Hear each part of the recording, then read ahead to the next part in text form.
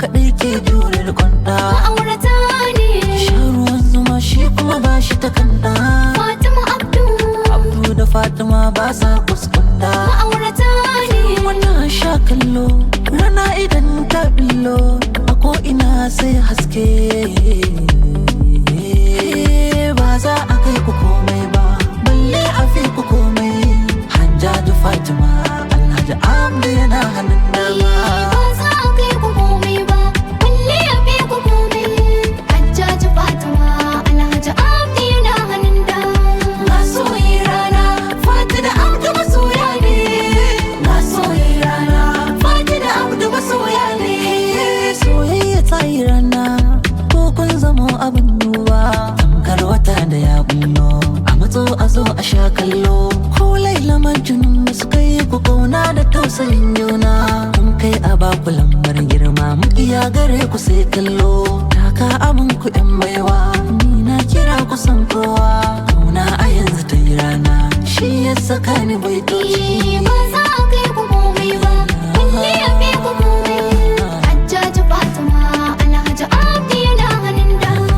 Ciwon cikin barewa a dajiwa za ya bata kanwa. Allah da zamani mun san shi ne yake wa kowa. Sunan ku yayi tsawa fannin so kun darwa kowa. Allah da Abdu Fatima ta kaga shan kurewa. An tambaye ta kai ɗaya kai ma gare ka ita ɗaya. Ko da baro a fannin so ba su kai ku suna ba. Masoyi rana Fati da Abdu masoya ne. Masoyi rana Fati da Abdu masoya ne.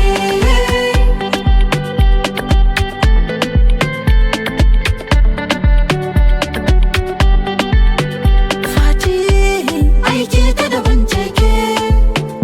Abdul kai ma na daban ne kai. Mashin kai ne a gaban keke. Nawa karku wanda na yi take. Kun yi zama zaman ku na burgewa. Amar matso a ga Abdu ga Fati masoya ne.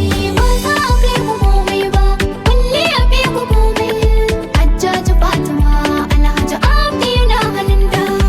Ba wani firgici mai waka zan yi tsokaci. Ya baki lokaci dan na ga sai ya ci zaki ci. Ba kwa kula fici zaman ku ba wani rikici. Abdu na Fatima na ga zamana ku babu kunci. Daure ki sa mayafi ki rufe abin kin ji. Kai ma ka bata komai da take so kun wa yan ubarata.